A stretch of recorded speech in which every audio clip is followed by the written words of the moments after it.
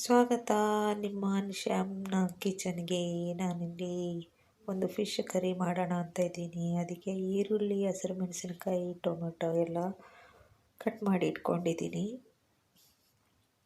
ಹಾಗೆ ಇಲ್ಲಿ ಒಂದು ಬಾಣಲೆಯಲ್ಲಿ ಸ್ವಲ್ಪ ಎಣ್ಣೆ ಹಾಕ್ತಾ ಇದ್ದೀನಿ. ಒಂದು ಕಟ್ ಮಾಡಿ ಇಟ್ಕೊಂಡಿರೋ ಹಸಿರು ಮೆಣಸಿನಕಾಯಿನ ಹಾಕ್ತಾ ಇದ್ದೀನಿ. ನಂತರ ಅದಕ್ಕೆ ಈರುಳ್ಳಿ ಸೇರಿಸ್ತಾ ಇದ್ದೀನಿ. ಅದು ಸ್ವಲ್ಪ ಫ್ರೈ ಆಗಲಿ. ಈರುಳ್ಳಿ ಹಾಕಿ ಅದನ್ನು ಫ್ರೈ ಮಾಡ್ತಾ ಇದ್ದೀನಿ. ಫ್ರೆಂಡ್ಸ್, ಇದು ನಿಮಗೆ ತುಂಬ ಇಷ್ಟ ಆಗುತ್ತೆ ನೋಡಿ. ತುಂಬ ಈಸಿ. ಈ ಥರ ಮಾಡ್ಕೊಳ್ಳಿ. ಫಿಶ್ ಕರಿ ನೋಡಿ ಎಷ್ಟು ಚೆನ್ನಾಗಿ ಬರುತ್ತೆ ಅಂತ. ಹಾಗೆ ನೀವು ಮಾಡಿ ಟ್ರೈ ಮಾಡಿ. ಒಮ್ಮೆ ಹೇಗೆ ಬಂತು ಅಂತ ನನಗೆ ಕಮೆಂಟ್ ಹಾಕಿ. ಒಂದು ಸ್ಪೂನಷ್ಟು ಇದಕ್ಕೆ ನಾನು ಶುಂಠಿ ಬೆಳ್ಳುಳ್ಳಿ ಪೇಸ್ಟ್ ಸೇರಿಸ್ತಾ ಇದ್ದೀನಿ. ಚೆನ್ನಾಗಿ ಒಂದು ಮಿಕ್ಸ್ ಕೊಡ್ತೀನಿ. ಮತ್ತು ಇದಕ್ಕೆ ಮಸಾಲೆ ರುಬ್ಬಬೇಕಂತೆಲ್ಲ. ಪಟ ಅಂತ ಮನೆಯಲ್ಲಿ ಎಷ್ಟು ಇದಿದೆ ಅದರಲ್ಲೇ ನಾವು ಪಟ ಅಂತ ಒಂದು ಫಿಶ್ ಕರಿ ಮಾಡ್ಬೋದು. ಇದಕ್ಕೆ ನಾನು ಟೊಮೆಟೊ ಸೇರಿಸ್ತಾ ಇದ್ದೀನಿ. ಒಂದು ಬೌಲಷ್ಟು ಟೊಮೆಟೊ ಸೇರಿಸ್ತಾ ಇದ್ದೀನಿ. ಇದನ್ನು ಚೆನ್ನಾಗಿ ಮಿಕ್ಸ್ ಮಾಡಿ ಚೆನ್ನಾಗಿ ಸ್ಮ್ಯಾಶ್ ಮಾಡ್ಕೊಳ್ತೀನಿ.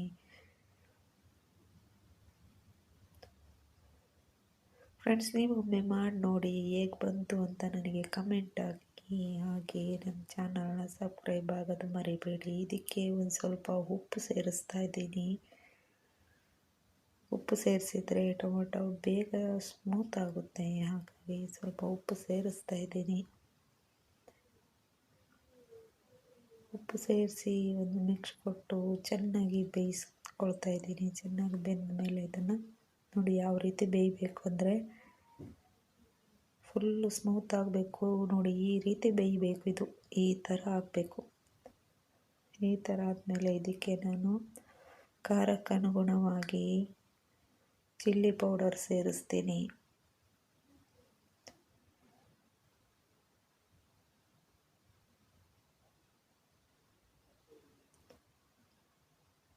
ನಿಮಗೆ ಎಷ್ಟು ಖಾರ ಬೇಕೋ ಅಷ್ಟು ಚಿಲ್ಲಿ ಪೌಡರ್ ಸೇರಿಸ್ಕೊಳ್ಳಿ. ಚೆನ್ನಾಗಿ ಒಂದು ಮಿಕ್ಸ್ ಕೊಡ್ತಾ ಇದ್ದೀನಿ. ನಂತರ ಇದಕ್ಕೆ ಧನಿಯಾ ಪುಡಿ ಸೇರಿಸ್ತಾ ಇದ್ದೀನಿ.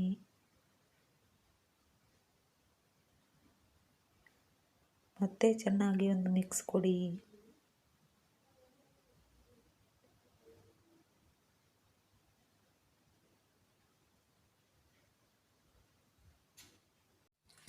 ಇದಕ್ಕೆ ನಾನು ಕಾಯಿ ಹಾಲು ಸೇರಿಸ್ತಾ ಇದ್ದೀನಿ.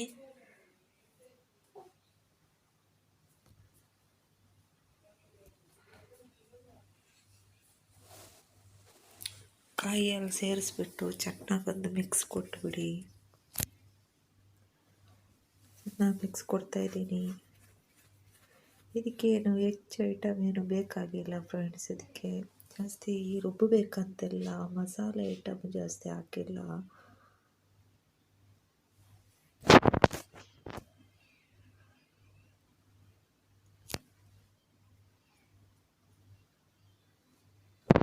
ಇದಕ್ಕೆ ನಿಮಗೆ ಎಷ್ಟು ನೀರು ಬೇಕೋ ಅಷ್ಟು ನೀರು ಸೇರಿಸ್ಕೊಳ್ಳಿ. ಚೆನ್ನಾಗಿ ಒಂದು ಮಿಕ್ಸ್ ಕೊಟ್ಬಿಟ್ಟು ನಿಮಗೆ ಬೇಕಾದಷ್ಟು ತೆಳ್ಳಗೆ ಮಾಡ್ಕೊಳ್ಳಿ. ನಿಮಗೆ ಗಟ್ಟಿ ಬೇಕಾದರೆ ಗಟ್ಟಿನೂ ಮಾಡ್ಕೋಬೋದು, ತಿಳಿ ಬೇಕಾದರೆ ತಿಳಿ ಥರನೂ ಮಾಡ್ಕೋಬೋದು. ಇದು ಈ ರೀತಿ ಒಂದು ಮಿಕ್ಸ್ ಕೊಡಿ. ನೀರೆಲ್ಲ ಸೇರಿಸ್ಬಿಟ್ಟು ಉಪ್ಪು ಸರಿ ಇದೆಯಾ ಅಂತ ನೋಡಿ.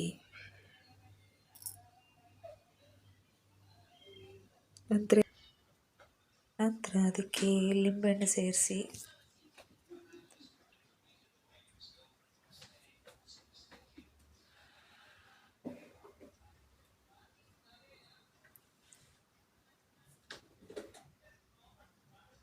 ಮುಚ್ಚಿಟ್ಬಿಟ್ಟು ಸ್ವಲ್ಪ ಖಾರ ಕುದಿಯೋವರೆಗೂ ಬಿಡಿ. ಚೆನ್ನಾಗಿ ಕುದಿಬೇಕು ನೋಡಿ. ಈ ಥರ ಕುದಿಬೇಕಿದು.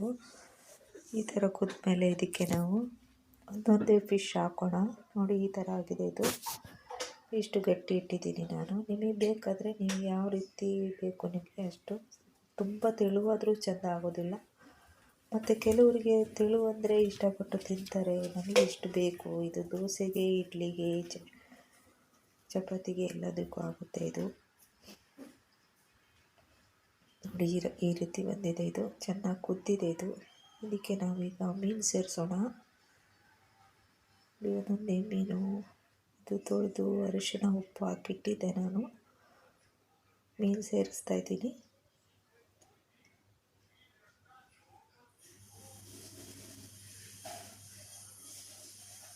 ಸೂಪರ್ ಆಗುತ್ತೆ ಫ್ರೆಂಡ್ಸ್ ಇದು. ನೋಡಿ ಒಮ್ಮೆ ಮಾಡ್ಕೊಳ್ಳಿ, ಮಾಡಿ ತಿಂದು ಆಮೇಲೆ ಹೇಳಿ ನನಗೆ. ಕಮೆಂಟ್ ಹಾಕಿ ಹೇಗೆ ಬಂದಿದೆ ಅಂತ ನೋಡಲಿಕ್ಕೆ ಕಮೆಂಟ್ ಹಾಕಿ. ಹಾಗೆ ಚಾನಲ್ನ ಸಬ್ಸ್ಕ್ರೈಬ್ ಮಾಡಿಕೊಡಿ.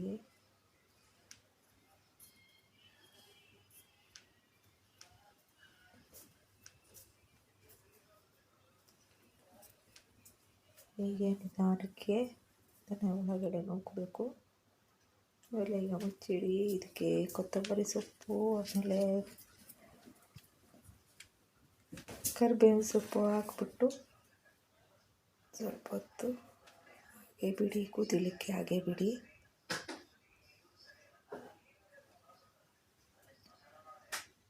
ನೋಡಿ ಈ ರೀತಿ ಬಂದಿದೆ ಅಂತ. ನೋಡಲಿಕ್ಕೆ ಎಷ್ಟು ಚೆಂದ ಕಾಣ್ತದಲ್ಲ ನೋಡಿ. ಈ ರೀತಿ ಬಂದಿದೆ.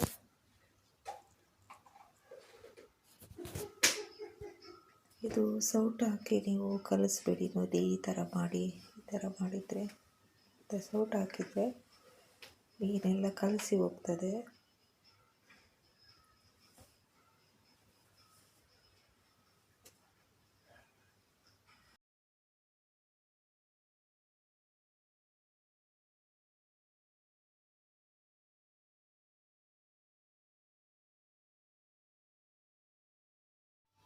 ಸರಿ, ಇದು ಇನ್ನು ರೆಡಿ ಆಯಿತು. ಇನ್ನು ನನಗಂತೂ ತುಂಬ ಹೊಟ್ಟೆ ಹಸಿತಿದೆ. ನಾನಂತೂ ಊಟ ಮಾಡಬೇಕು ಅಂತ ರೈಸ್ ಹಾಕ್ಕೊಂಡು ತಟ್ಟೆಗೆ 2 ಮೀನು ಹಾಕ್ಕೊಂಡು ಬಾಂಗ್ಡೆ ನೋಡ್ತಾ ಇದ್ದರೆ, ಇದು ಸಣ್ಣ ಸಣ್ಣ ಬಾಂಗ್ಡೆ ಫ್ರೆಂಡ್ಸ್. ಇದು ಸಣ್ಣ ಸಣ್ಣ ಬಾಂಗ್ಡೆ ಸಿಕ್ಕಿತ್ತು ನಮಗೆ. ನನಗೆ ಜೋರು ಹೊಟ್ಟೆ ಹಸಿತಾ ಉಂಟು. ನಾನು ಊಟ ಮಾಡ್ಕೊಂಡು ಬರ್ತೀನಿ. ನೀವು ಹಾಗೆ ಎಲ್ಲ ನೋಡಿಬಿಟ್ಟು ನನ್ನ ಚಾನಲ್ನ ಸಬ್ಸ್ಕ್ರೈಬ್ ಆಗಿ.